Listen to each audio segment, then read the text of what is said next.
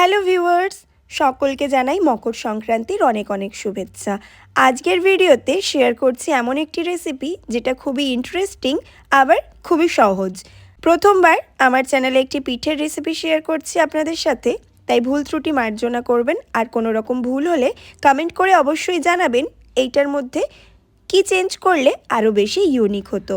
একটা মিডিয়াম সাইজের ফুলকপি খুব ছোট ছোটোভাবে কেটে নিয়েছি, তার সাথে একটা মিডিয়াম সাইজের আলুও একদম ছোট্ট ছোট্ট সাইজ করে কেটে নিয়েছি। এবারে গ্যাসের মধ্যে একটা কড়াই বসিয়ে তার মধ্যে দিয়ে দিচ্ছি বেশ অনেকটা পরিমাণে সর্ষের তেল। আমি আজকের রেসিপিটা সর্ষের তেলেই বানাবো, তবে আপনারা চাইলে এখানে সাদা তেল, ঘি এগুলোও ব্যবহার করতে পারেন। তেলটা ভালোভাবে গরম হয়ে গেলে গ্যাসের ফ্লেমটা লো হিট করে এর মধ্যে দিয়ে দেবো 1 চামচ পাঁচফোড়ন। কোনো রকম নাড়াচাড়া না করে জাস্ট তেলটা ঘুরিয়ে পাঁচফোড়নগুলো হালকা ভেজে নেব। ভাজা হয়ে গেলে পাঁচফোড়ন থেকে যখন একটা সুন্দর সুগন্ধ ছাড়বে তখন এর মধ্যে দিয়ে দেব আগে থেকে কেটে রাখা ফুলকপি এবং আলু। আজকের ভিডিওতে শেয়ার করছি সবজি পিঠে, একদমই নতুনত্ব একটি রেসিপি। যারা নারকেল পিঠে অথবা মিষ্টি জাতীয় কোনো পিঠে পছন্দ করেন না, এই ধরনের ঝাল পিঠেও আপনারা বাড়িতে বানিয়ে নিতে পারেন। তবে এই পর্যায়ে বলে রাখি, এই রেসিপি বানানোর জন্য তেলের ভাগটা কিন্তু একটু বেশি দরকার হয়। একটা মিডিয়াম সাইজের আলু আর একটা মিডিয়াম সাইজের ফুলকপি আমি একদম ছোট ছোটোভাবে কেটে নিয়েছি।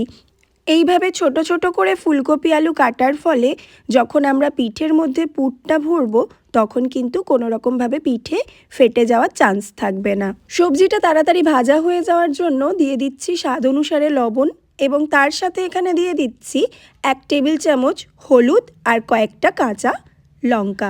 আজকের রেসিপিতে আমি এখানে কাঁচা লঙ্কা ব্যবহার করেছি, আপনারা চাইলে গুঁড়ো লঙ্কা ব্যবহার করতে পারেন। তবে কাঁচা লঙ্কা ব্যবহার করলে এই রেসিপিতে স্বাদটা একটু বেশিই ভালো হয়। সমস্ত কিছু খুব ভালোভাবে নাড়াচাড়া করে এখন এর মধ্যে দিয়ে দেব মটরশুঁটি। এখানে আমি কাঁচা মটরশুঁটি ব্যবহার করেছি, যেহেতু শীতকালের মটরশুঁটি একদম নরম হয়, তাই আমি এখানে কাঁচা মটরশুঁটি ব্যবহার করেছি। আপনারা চাইলে সেদ্ধ মটরশুঁটিও ব্যবহার করতে পারেন। সবজির মধ্যে একটা সুন্দর কালার আসার জন্য ব্যবহার করেছি রেড চিলি পাউডার, তবে এটি পুরোপুরি অপশনাল, আপনারা চাইলে স্কিপ করতে পারেন। তার সাথে এখানে একটা মিডিয়াম সাইজের টমেটো কুচি অ্যাড করলাম। কোনো রকম জলের ব্যবহার না করে গ্যাসের ফ্লেমটা লো টু মিডিয়াম হিটে রেখে সমস্ত সবজি এবং মশলা খুব ভালোভাবে মিশিয়ে নেব। সব শেষে এখানে অ্যাড করছি বেশ অনেকটা পরিমাণে ধনেপাতা কুচি। তবে আপনারা চাইলে এখানে কাসুরি মেথি ব্যবহার করতে পারেন। তবে যেহেতু শীতকাল, শীতের সময় ফ্রেশ ধনেপাতা আর মটরশুঁটির ফ্লেভারটা কিন্তু বেশ সুন্দর আসে। 80% ফুলকপি এবং আলু সেদ্ধ হয়ে গেছে। পিঠের মধ্যে একটা টক মিষ্টি ঝাল ভাব আসার জন্য এখানে আমি 2 চামচ চিনি ব্যবহার করলাম। তবে যারা মিষ্টি পছন্দ করেন না, আপনারা চিনিটা স্কিপ করতে পারেন।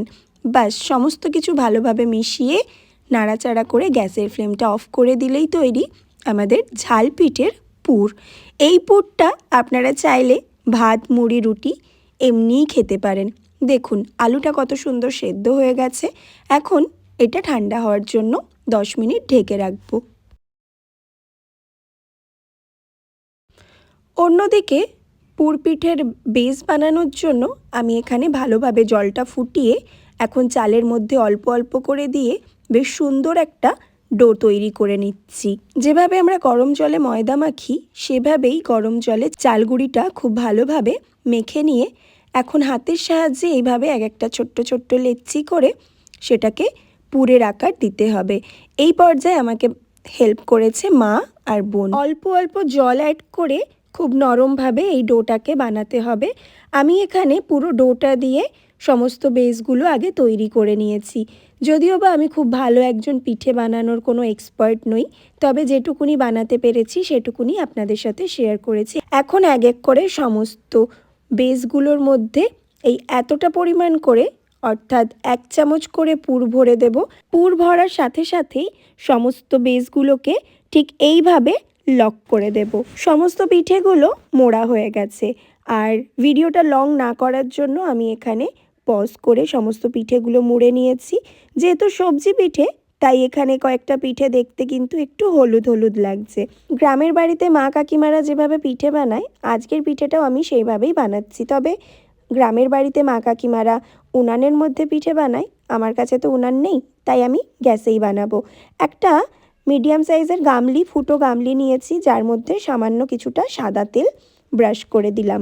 এখন সমস্ত পিঠেগুলো এর মধ্যে বসিয়ে নেব। বাটির মধ্যে সামান্য সাদা তেল ব্রাশ করে দেওয়ার কারণে পিঠেগুলো যখন সেদ্ধ হয়ে যাবে তখন কিন্তু আর লেগে ধরবে না, একদম ঝুরঝুরেভাবে খুলে পড়বে। গ্যাসের মধ্যে একটা কড়াইতে আগে থেকেই বেশ কিছুটা জল দিয়ে ফুটতে দিয়েছিলাম। জলটা গরম হয়ে যেতেই এখন পিঠে ভর্তি গামলিটা বসিয়ে দিলাম জলের মধ্যে। ওপর থেকে একটা ঢাকনা লাগিয়ে দিচ্ছি। 15 মিনিট পরে সমস্ত পিঠেগুলো একদম রেডি হয়ে গেছে। তবে এখানে কয়েকটা পিঠে একটু ফেটে গেছে। আমি প্রথমেই বলেছিলাম যে আমি খুব একটা বেশি ভালো এক্সপার্ট নই পিঠে বানানোর জন্য, তবে যতটা পেরেছি ততটা আপনাদের সাথে শেয়ার করার চেষ্টা করেছি। তাছাড়া পিঠেগুলো দেখতে খারাপ হলে খেতে কিন্তু খুব একটা খারাপ হয়নি, বেশ সুস্বাদু হয়েছে। আপনারা একবার বাড়িতে ট্রাই করে দেখতে পারেন।